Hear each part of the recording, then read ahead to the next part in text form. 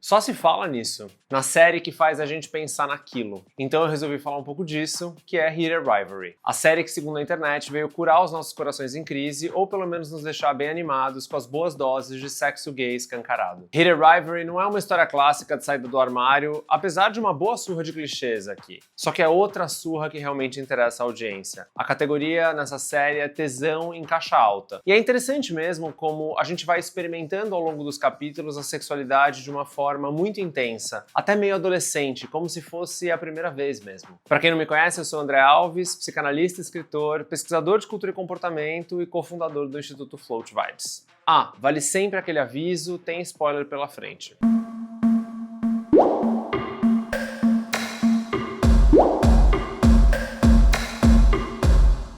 A série é baseada na romantasia da Rachel Reed, que conta a história de dois jogadores de hóquei que são rivais no gelo, mas amantes fora dele. O canadense Shane Hollander e o russo Ilya Rozanov deviam se odiar, mas eles experimentam uma química sexual quase instantânea que vai sendo muito apimentada pela rivalidade. Uma rivalidade que é fomentada por alguns encontros e muitos desencontros. Ao longo da primeira temporada, o Shane e o Ilya vão de adversários a almas gêmeas, só que tudo no sigilo, como manda a cartilha da boa reputação e para muitos homens gays como deveria ser o verdadeiro tesão. São 14 cenas de sexo distribuídas em 6 episódios que renderam muitas menções como a série mais quente do ano de 2025. Além de infinitos trocadilhos com o termo hot em inglês. É de fato um título que vai desafiando as definições de soft porn e também tem muito a nos dizer sobre o estado atual do sexual na cultura, na indústria audiovisual e, claro, nas relações. Eu penso que Heated Rivalry nos ajuda a pensar no desejo gay, na intimidade, no romance, mas sobretudo num sexual que parece satisfatório, que acontece e que é levemente enlouquecedor, perigosamente enlouquecedor, porque afinal de contas, a gente sabe que o sexual tem sempre esse poder de ameaçar o tão sonhado controle das nossas identidades e dos nossos eus. Nas tantas cenas de sexo, tem um elemento que chama a minha atenção logo de início. Ainda que seja bem estilizado, o sexual aqui ele não é tão polido.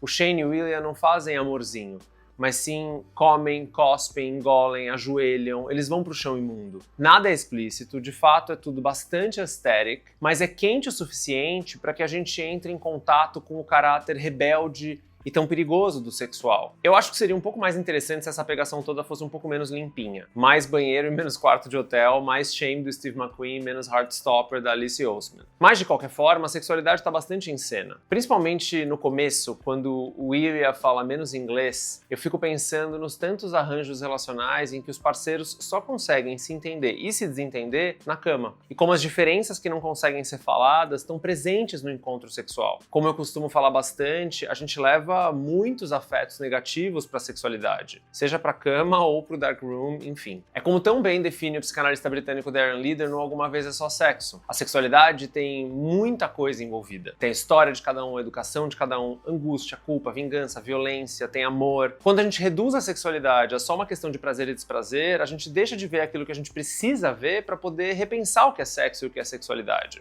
Então é muito interessante em Heated Rivalry que tudo isso está no centro das cenas. Não é só um breve flash. Inclusive, se você pula as cenas de sexo, você não consegue acompanhar como a relação deles está evoluindo ou como eles estão se envolvendo. Esse, para mim, ele é um ponto central, porque no nosso tempo, muitos de nós achamos que a gente pode controlar totalmente o sexual. Inclusive compartimentalizar o sexual no quarto ou no final de semana. Na cena em que o Shane sai do armário para os pais, é interessante como a mãe imediatamente começa a pensar nos contratos com as marcas que patrocinam ele. E ela ainda arremata dizendo que poderia ser uma grande oportunidade. Me lembrou demais do Homo Inc. e do Elite Capture, 2 livros em que os autores aprofundam bastante como existe esse impulso neoliberal bem corporativista e bastante irresistível para muita gente de marketabilizar os minorizados e os dissidentes, reduzindo a nossa subjetividade a um logo de arco-íris e a uma oportunidade de mercado. Eu penso que isso está muito bem representado nessa fala da Momger, a mãe gerente do Hollander. Mas ele rebate, inclusive ele diz que talvez não esteja pronto ou não esteja interessado nesse momento em sair do armário, pelo menos por enquanto. Esse elemento para mim é muito interessante porque por décadas As histórias sobre subjetividades queer ficam focadas demais nessa travessia do armário, no roteiro problema, revelação, sigilo, consequências, e em como é difícil e muito violento a gente se tornar quem a gente é. É claro que essas histórias sobre travessia de armário, elas são muito importantes, né? Elas constroem, elas inclusive apresentam possibilidades para muita gente, mas o enfoque nessa etapa faz com que a gente perca a chance de elaborar o que acontece depois disso, de como, por exemplo, a rivalidade, a competição, os silêncios, as sombras, os shades, seguem com a gente mesmo depois da saída do armário, dos tantos paradoxos do orgulho. As histórias do Shane, do Ilya e também do Scott e do Kip vão mostrando pra gente como a sexualidade segue nos apresentando dilemas e perturbando bastante o sujeito, mesmo depois que a tal da identidade gay tá minimamente estabelecida ou resolvida. Porque, no final das contas, o sexual sempre cobra um preço. Seja a gente abraçando a intimidade ou mesmo estabelecendo uma relação de pura evitação da intimidade. Nas cenas do Scott e do Kip, ou mesmo na cabana do Shane, mais pro final da temporada, a gente vê esse sujeito se dando o direito à intimidade. E aí são momentos que convocaram em mim os mesmos pensamentos que aparecem em muitas sessões com pacientes que se identificam como homens gays. Quanta intimidade se consegue suportar? Suportar num sentido de dar suporte mesmo, da gente conseguir amparar alguma estabilidade para os sujeitos que estão envolvidos na relação. Seja para aquilo que é conhecido ou mesmo para aquilo que ainda é desconhecido. Que é algo, por exemplo, de que o Will ia passar muito tempo fugindo, mas quando ele propõe ao Shane passar a noite juntos, ele até prepara um sanduíche naquele dia, é o Shane que não suporta. Inclusive ele diz que não consegue. E aí eu acho que vale a gente pensar por que a intimidade aqui parece tão insuportável. Fazendo uma leitura da intimidade com base na obra do psicanalista britânico Donald Winnicott, a intimidade é uma experiência de se sentir seguro, acolhido, em sintonia com o outro, criando aquele ambiente favorável para o desenvolvimento do senso de si e também da autonomia. A intimidade é um processo contínuo de desenvolvimento. É um espaço psicoemocional em que os sujeitos conseguem colocar para fora as suas incertezas, os seus medos, as suas contradições, os seus absurdos, aquilo que é muito esquisito, o que é um defeito, o que é indefinido, é o vir a ser, como a gente chama. No Reinvenções da Intimidade, o professor Christian Dunker inclusive resgata um termo muito feliz do Lacan, que é a estimidade. Ou seja, você se descobre fora de si, você se descobre no outro. Por que eu tô dando essa volta? Porque muitas vezes a gente pensa que intimidade é saber tudo sobre o outro, e o outro saber tudo sobre mim. Mas eu prefiro pensar na intimidade como esse estado dinâmico, esse ambiente que nos permite nos desconhecer juntos, diante do outro. Ou seja, o encontro com o outro pode nos revelar partes desconhecidas de nós mesmos. E, em última instância, quem sabe até permitir algum tipo de transformação. Olha como a alteridade é mesmo um experimento bastante perigoso. E aí, na minha escuta, é disso que o Shane está tentando se proteger aqui. Como se ele intuísse que esse encontro cada vez mais profundo e cada vez mais íntimo pudesse desorganizar ou pelo menos ameaçar uma constituição identitária que ele luta bastante para manter. A intimidade entre os dois vai avançando bastante ao longo da temporada, mas, honestamente, eu não sei se nesse universo tão controlado e de tanta performance, o Shane e o Ilya vão caber, ou vão conseguir fazer caber esse tipo de desconhecimento e de reconhecimento. Talvez numa cabana, talvez num final de semana, eu não sei se constantemente. Bom, essa é inclusive uma das crenças mais fundamentais do sujeito contemporâneo, muito identificado com o hiperdesempenho. A intimidade como algo que só pode ser vivido e suportado nas férias, no final de semana. No dia a dia, não.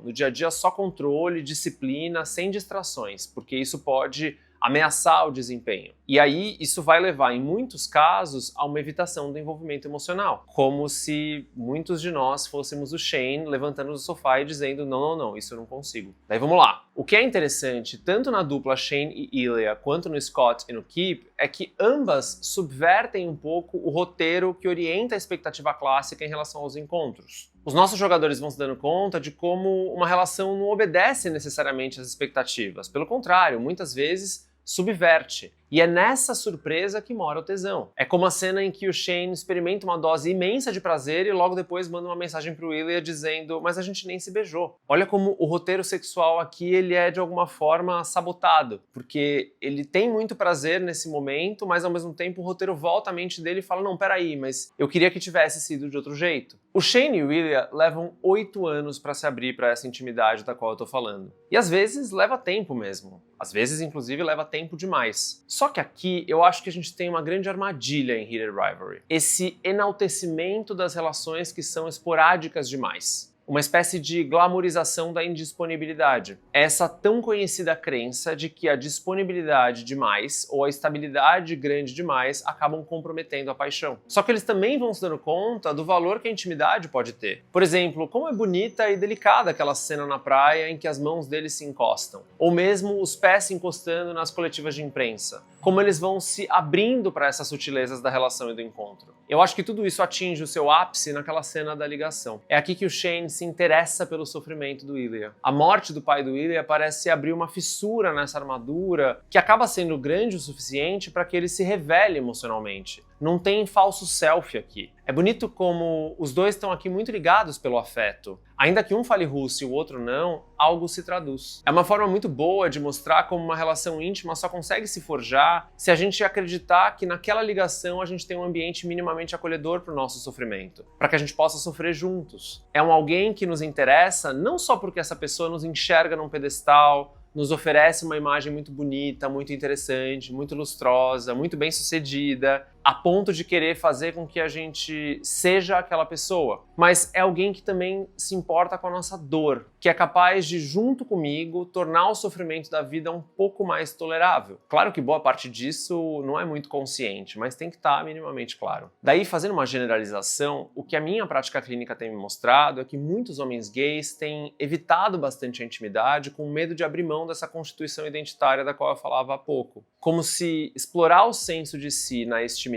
só fosse possível se o outro for mantido num lugar de desconhecimento radical. Ou seja, como se a intimidade só pudesse ser experimentada se o outro for mantido num lugar de estranho. Ou através de laços que acabam sendo muito sintéticos. São alguns modelos relacionais que estão muito pautados pela administração da intimidade.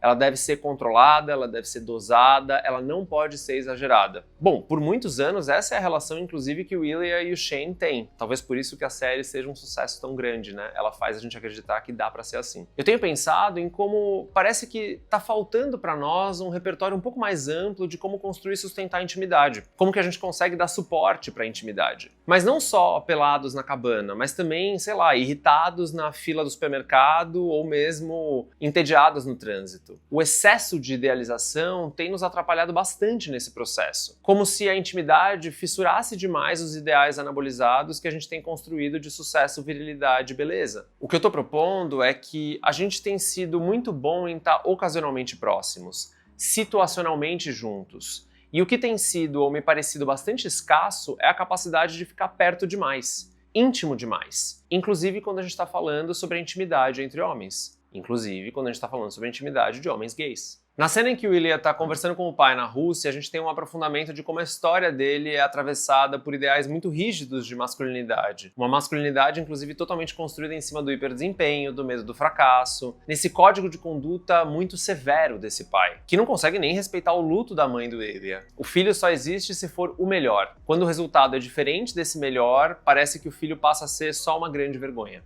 Daí a gente tem o almoço do Shane com a mãe e o padrasto, em que a gente tem notícias de como essa mãe deposita expectativas e ideais bastante ambiciosos. Esse filho tem que ser o homem modelo de elegância, sucesso, status, meio poster boy da campanha de relógios mesmo. O que eu fico pensando, pelo menos nesse recorte que a série nos mostra, é como fica difícil colocar em palavra as opressões e os sofrimentos que derivam desses ideais tão saturados. Dessas masculinidades tão apertadas. É até difícil de mencionar a quantidade de homens gays que chegam na clínica tentando fazer algum tipo de sutura desse buraco psicoemocional deixado por pais que são muito severos, ou por ideais de masculinidade que são muito rígidos, por gramáticas emocionais que às vezes são bastante rasgadas pela violência, ou pela expectativa de sucesso. Nos episódios sobre solidão gay do Vibes e Análise, o podcast que eu faço junto com o Lucas Littke, a gente fala um pouco mais sobre isso. É interessante como em Heated Rivalry são as mulheres que ajudam esses homens a pensar. A Svetlana, a Helena, a Rose, elas funcionam um pouco como o que o Christopher Bolas, o psicanalista britânico, chama de objeto transformacional. Pessoas e experiências que ajudam a gente a mudar o estado do self. É como aquele momento em que a Rose é muito acolhedora e conta pro Shane que já teve muitos namorados que depois se assumiram gays. Ou mesmo quando a Helena diz pro Scott que nem nem ele nem o Kip merecem um amor no sigilo. São essas mulheres que vão fazendo algum tipo de cuidado, de acolhimento e até de uma função analítica para esses nossos analisandos, que conseguem destravar a sensibilidade desses caras. Aliás, eu acho que a sensibilidade masculina é outro ingrediente fundamental do sucesso dessa série. Ou melhor, a fantasia da sensibilidade masculina.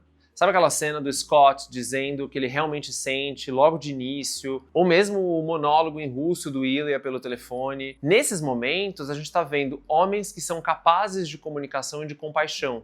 E também, claro, de dizerem aquilo que eles sentem e dizerem aquilo que eles querem. É uma fantasia muito potente e muito distante da realidade de muitos de nós. A de que um homem pode se colocar num lugar vulnerável e lutar para se aproximar.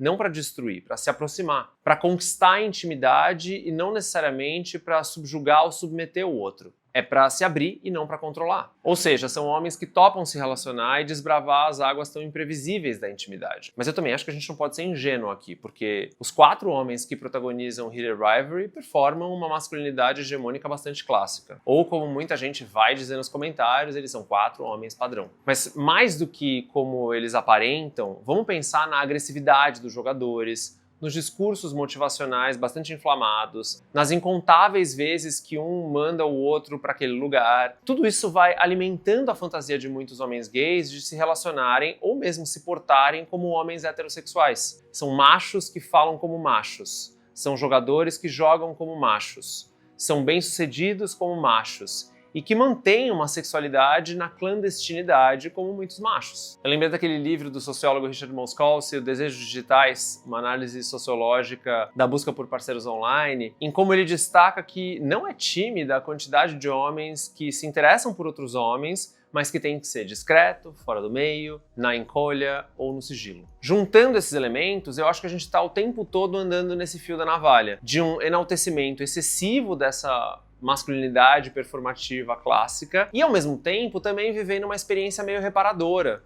porque a gente está vendo ideais de masculinidade serem ampliados. Homens que são muito másculos, que performam bastante virilidade, conseguindo comunicar os seus sentimentos, se interessando na abertura e na continuidade de uma relação. Isso não é pouca coisa. Não dá pra gente ignorar como o sigilo também mantém o tesão aceso entre o Shane e o Ilya. Nos quartos de hotel, no terraço do dia da premiação, no banheiro, esse aspecto clandestino como um combustível dessa relação. Daí, juntando com o que eu estava falando sobre intimidade, sobre a falta dela, para muitos, a manutenção do desejo só vai conseguir acontecer nesse lugar do desconhecimento radical. São muitos os homens gays que vão relatar como o prazer só pode ser experimentado através do anonimato, através de experiências extremas de estranhamento que vão permitir acessar a estranheza do prazer sexual, acessar as estranhezas do sujeito, desde que eu não faça a menor ideia de quem é aquele outro.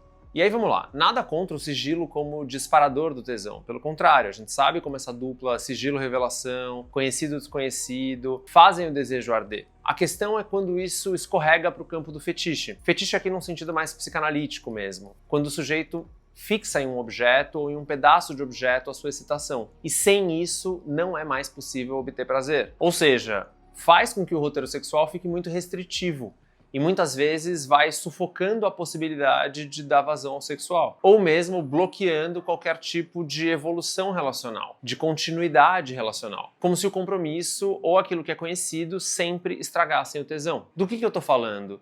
Desse grande primado da situationship. Esse modelo relacional super contextual em que muitos sujeitos vão desenvolver uma relação quase fóbica com o compromisso, com a continuidade de um relacionamento. Ou mesmo uma evitação muito grande de se revelar, de tirar o laço do campo do segredo. Onde é que isso vai desembocar? Num funcionamento relacional que é na base do silêncio, da omissão e do ghosting. Você pode até orbitar a vida do outro e manter algum tipo de contato, mas não necessariamente se envolver.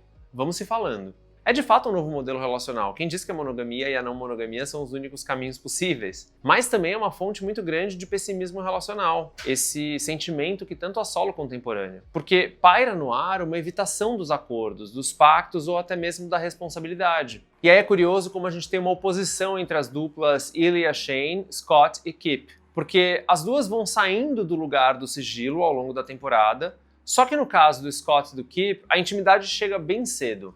Enquanto para o Ilya e para o Shane, leva muito mais tempo para a intimidade se firmar, literalmente anos. Só que numa relação, o sigilo vai se tornando uma força de desagregação, de rompimento mesmo, enquanto na outra o sigilo parece operar uma espécie de combustível, de incentivo. E aí, da sua própria forma, cada dupla vai atravessando esse lugar fixado do sigilo para conseguir ir além desse laço situacional demais, para conseguir estabelecer algum tipo de compromisso às claras. E claro, não necessariamente seguindo os roteiros tradicionalmente esperados do que é uma relação, como ela se dá e como ela continua. Bom, não dá pra gente analisar Heated Rivalry sem pensar naquela sequência tão comentada da boate, quando a gente tem elementos muito bons em cena para pensar. Primeiro, como a gente bem sabe, os ciúmes pode ser um afeto muito temido, muito desprezado, mas é inegável o poder que o ciúmes pode ter de atiçar as relações. Claro, quando não vai para um nível patológico, delirante, enfim. Porque o ciúmes dá um contorno do lugar que o outro ocupa em nós. E também movimenta a gente a querer saber qual que é o nosso lugar na vida do outro. E a gente pode sofrer bastante com essas respostas. No caso do William e do Shane, eles caem na clássica dinâmica do contragolpe. Pra gente não ter que falar sobre isso, ou mesmo colocar um pouco mais de contorno nos lugares que a gente tem um na vida do outro, a gente vai dar na mesma moeda, ou a gente vai se vingar de alguma forma. E tem também um outro elemento aqui muito fundamental em muitas relações, que é a rivalidade. É aquele bom lembrete de como o desejo cria ou se cria na insubordinação. Muito além do fair game ou do jogo justo. Na assimetria mesmo. Nesse estado de tensão. É uma dinâmica que remonta muito bem a luta entre desejo e abnegação. Entre a gente conquistar e renunciar aos próprios interesses e prazeres para entregar isso na mão do outro. E como isso, de alguma forma, nos excita, e excita o outro. Me fez lembrar um pouco daquilo que o Guy Rockingham, o filósofo francês, escreveu no Desejo Homossexual, que é como a homossexualidade se faz através de um modo de relação horizontal e não limitante. Diferente da verticalidade hierárquica do modelo edipiano e muito heterossexual. Tudo isso está bastante presente nessa sequência, pelo menos para mim. E também um lembrete de que tem sempre uma boa dose de rivalidade e de ardência no amor. Bom, e sobretudo na paixão. Quando a gente se apaixona, a gente não escolhe alguém só para a gente poder amar, mas também alguém que vai nos irritar e alguém que, em última instância, a gente também vai aguentar odiar. E alguém que também vai aguentar ser odiado por nós. Em relacionamentos mais longos, mais longevos, o que a gente aprende a duras penas, muitas vezes, é como que a gente refresca, como que a gente acalma, como que a gente cool off, mas o desafio é a gente nunca deixar esse fervor esfriar demais. Ou mesmo isso acabar desembocando em um desinteresse. Para além da análise dos sujeitos em cena, eu também acho que vale a gente pensar um pouco mais sobre a comoção que essa série causou. De maneira geral, filmes e séries com protagonistas LGBTQIA+, raramente encontram um público tão grande. Bom, para quem se interessa mais por esse aspecto da comoção, das festas que aconteceram, de quem falou o que sobre essa série, de quem ficou tão obcecado, lá no Substack da Float Vibes a gente fez uma análise um pouco mais detalhada do fenômeno cultural que a série se tornou. Mas aqui a gente pode pensar, por exemplo, em como tem alguns elementos narrativos que não são os mais comuns e que talvez sejam razões para a gente ficar tão interessado nesse título. Por exemplo, no episódio em que o Shane fala abertamente sobre a sua sexualidade com os pais, a gente não tem aquele retrato clássico da saída traumática do armário. A mesma coisa quando o Scott decide assumir diante da mídia e de todo mundo. Faz a gente pensar, e se a saída desses conflitos e situações tão fraturantes fosse diferente? Sem ser necessariamente pela via do trágico. Se a gente pudesse testemunhar isso. É um tipo de narrativa muito potente, uma idealização que rompe com parte da tradição audiovisual da mídia de massa. Pensando nos produtos culturais que vêm do norte global, Heated Rivalry funciona como uma espécie de antítese do Brokeback Mountain, por exemplo. Então eu fico sim pensando no estado das coisas, nos avanços que a gente teve, mas também como a gente ainda está num estado de mundo em que segue sendo impressionante ver dois homens apaixonados colocando a sexualidade para jogo, sem serem punidos ou sofrerem violências por causa disso. O historiador estadunidense Jim Down publicou uma análise muito boa sobre como o audiovisual gringo sempre foi muito bom no enlatamento de gays felizes e muito adaptados. Se a gente pensa em Will and Grace, de 98 a 2020, Modern Family, de 2009 a 2020, os gays podiam até ser extravagantes e meio shady, mas nunca eróticos ou safados demais. Excêntricos, sempre. Sexuais, quase nunca. É uma visão de mundo na qual uma subjetividade queer tem que ser uma réplica da heterossexualidade, mas com um styling um pouco mais refinado. E piadas melhores. O que a gente está vendo aqui é uma série que rompe com o que a gente está acostumado, que é esse imperativo político da adequação. Monogâmica, contida, pagadora de impostos, muito palatável. Tudo para que a gente agrade a dona Norma e se convença ou convença as massas de que somos todos iguais e queremos todas as mesmas coisas. Eu fiquei pensando como Hidden Rivalry parece que dá continuidade a uma linha do tempo de Queer as Folk, de Looking, ou mesmo do cinema brasileiro, né? Que a gente tem grandes histórias como Praia do Futuro, do Carinha Nu, ou mesmo Baby, do Marcelo Caetano, citando alguns nomes dos grandes que vêm à minha mente agora. Eu seleciono essas histórias porque elas são algumas que não poupam o espectador das cenas de sexo, que não tiram a sacanagem da centralidade dessas histórias. Eu fico pensando, inclusive, como essa comoção em torno de Hidden Rivalry acontece porque é uma série que consegue tocar nessa ferida muito paradoxal de ser gay e de ser adulto nos anos 2025. Para facilitar, pensei em 3 aspectos. Todo mundo sabe que o soft porn tá comendo solto no feed e no For You todos os dias. Seja no chefe de cozinha ou no professor de yoga, são muitos vídeos que estão hipersexualizados exatamente para engajar e para capturar o restinho de atenção que nos sobrou. A gente sabe que essa é meio a história da internet atual,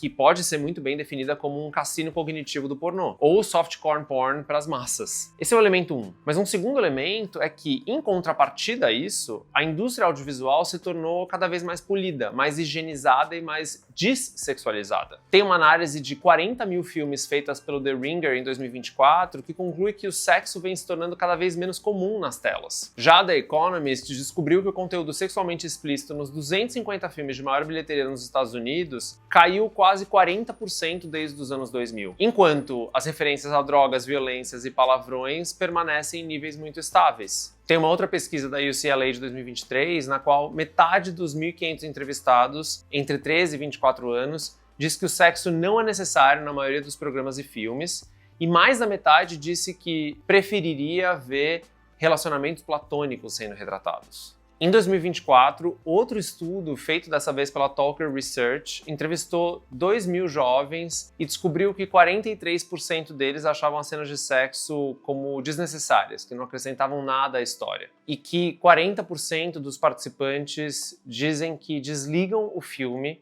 ou a série assim que chega uma cena de sexo. Então, numa lógica meio o que veio antes ovo a galinha, as audiências têm tolerado menos as imagens explícitas, ou o desejo mesmo em cena. E aí tudo vai ficando mais protegido, mais romantizado, mais inocente, ou mais higienizado mesmo. Como descreve tão bem aquele filósofo italiano, Franco Bifo Berardi, a gente vai habitando um tempo de hipersemiotização e dessexualização do desejo. O Bifo dá uma radicalizada e fala que esse é o caminho de extermínio da sexualidade. E aí a gente chega no terceiro elemento, que é essa constatação, feita por muitos estudos, de que nesse momento sócio-histórico a gente anda transando menos. Então olha só que curioso. Esses dispositivos eletrônicos no nosso bolso dão pra gente uma vastidão de pornografia gratuita. E também aplicativos nos quais conseguir sexo casual pode ser tão eficiente e tão rápido quanto pedir uma pizza. E mesmo assim, a gente tem termos como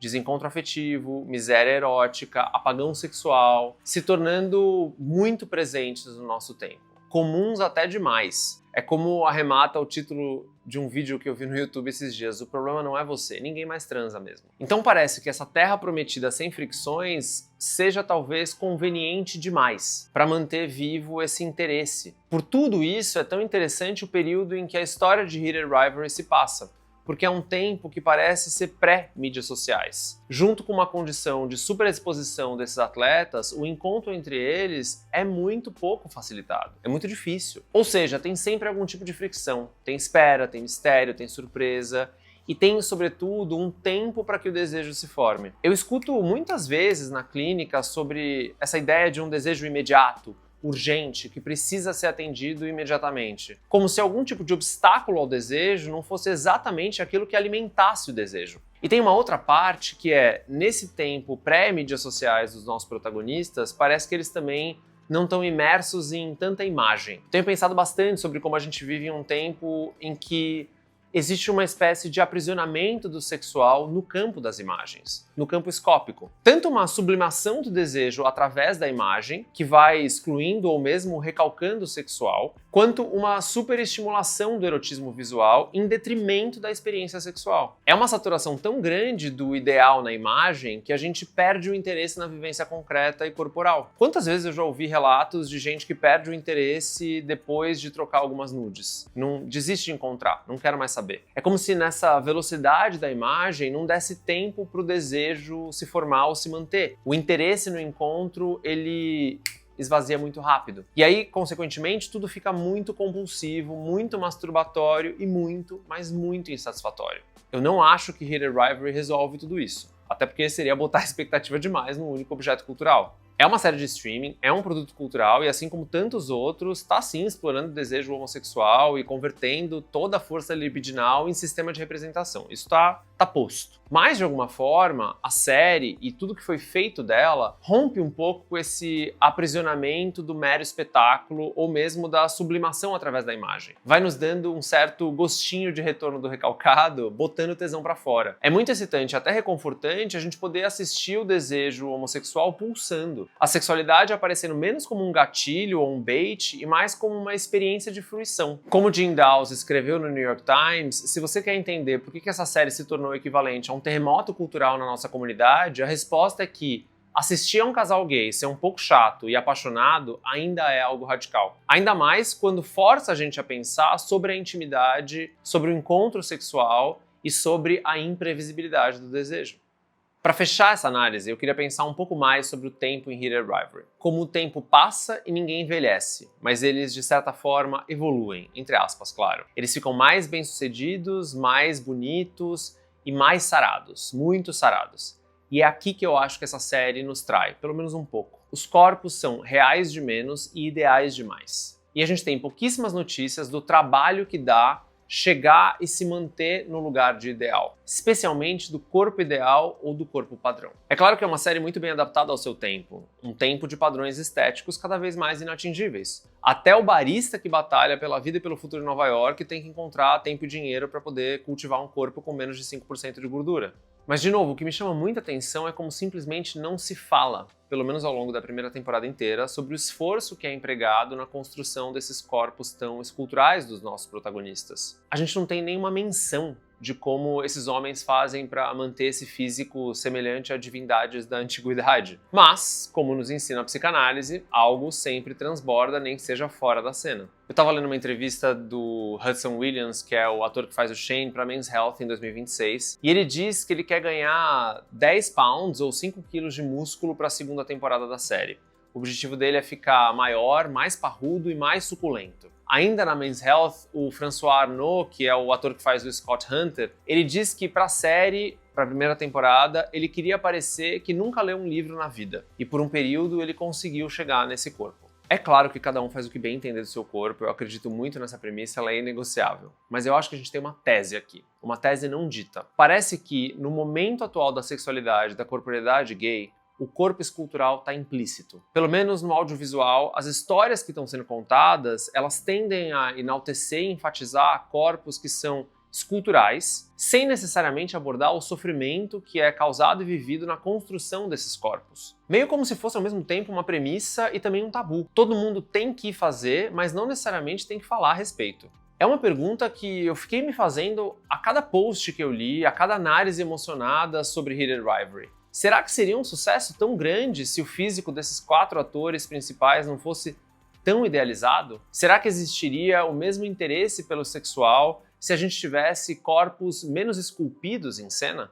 E quem não tem um corpo como esses também pode ter acesso a toda essa excitação? Eu acho que a gente tem que pensar muito sobre esse assunto. Eu estava lendo um artigo publicado na American Psychology Association que cruza 5 estudos diferentes. E em um deles, o apontamento é que os homens gays são 4 vezes mais propensos a evitar relações sexuais porque estão insatisfeitos com a sua aparência física. Em uma das pesquisas, 1 em cada 5 homens gays afirmou que os seus sentimentos em relação ao seu corpo levam a evitar o sexo. Eu estou trazendo esses dados para também embasar um pouco algo que eu tenho escutado muito na minha prática clínica e na pesquisa que eu estou desenvolvendo. Muitos homens gays têm se preocupado de uma forma cada vez mais desproporcional com a imagem do corpo e muitas vezes se sentindo pressionados e até oprimidos para que eles sejam magros, trincados e musculosos. Isso não é novo, mas isso tá se intensificando. E eu acho que Heated Rivalry e a comoção ao redor dessa série também tá ligado a essa superestimulação da perfeição visual que a indústria do pornô construiu ao longo dos últimos 20 anos. Essa fixação e essa dependência da imagem, como se a imagem viesse antes da experiência psicossomática,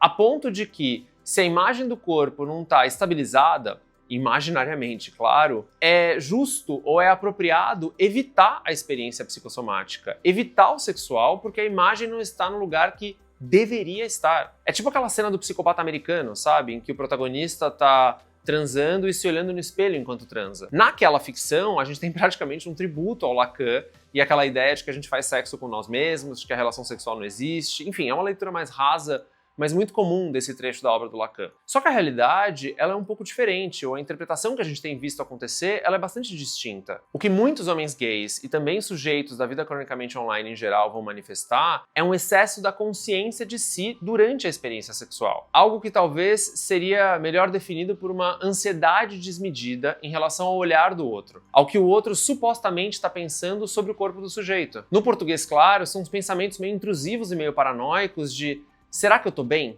Será que eu tô fazendo direito? Será que tem alguma imperfeição minha que tá aparecendo?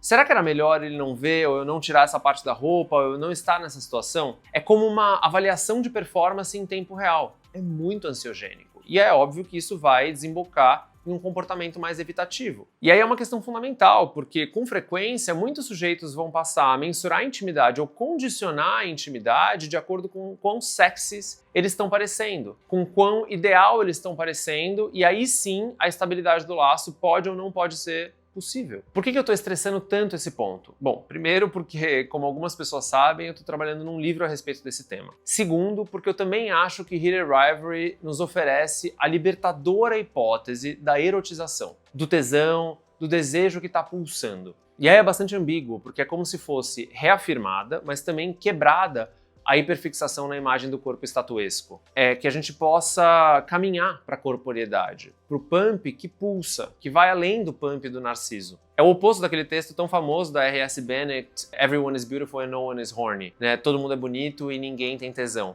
Aqui eles são bonitos e têm tesão. Talvez aqui a gente tenha precisamente o grande paradoxo de Heated Rivalry. São corpos impecáveis que pecam. Só que, ao mesmo tempo, também mascara ou esconde uma pergunta que é: qual é o custo de parecer impecável? Ou mesmo só sendo impecável pode-se pecar? Só que para mim, Heated Rivalry acaba caindo um pouco nas armadilhas que meio que tenta desmontar. Por exemplo, essa armadilha de condicionar a sexualidade à imagem de corpo sarada demais, chapada demais, perfeita demais. Ideais saturados em alta definição. Como se o corpo em estado de padronização fosse um pedágio necessário para poder acessar a sexualidade. E, em último grau, a intimidade. É um tipo de roteiro sexual em que a sexualidade, a corporeidade e essa imprevisibilidade da pulsão só podem ser acessadas por meio de um corpo estatuesco esculpido. E aí, para mim, a pergunta que tem orientado grande parte do meu trabalho e que está presente em Heated Rivalry, ou talvez eu estou fazendo essa leitura porque esse assunto tem me atravessado bastante, é: como é que a gente acessa a intimidade e o sexual sem se deixar cair na tentação desse empuxo aesthetic do nosso tempo? Como é que a gente faz para fazer com que a saturação e a fixação na imagem não limitem os nossos encontros e nem deixem a gente numa ansiedade de desempenho perpétua que vai sequestrando o nosso prazer, que vai submetendo o nosso corpo, que vai gerando muito desprazer antes que a gente possa transformar prazer e desprazer em um encontro sexual? Eu sei que é muita coisa para pensar, eu acho que a gente pode deixar por aqui, seguir pensando, competindo, mas também se relacionando. Até mais.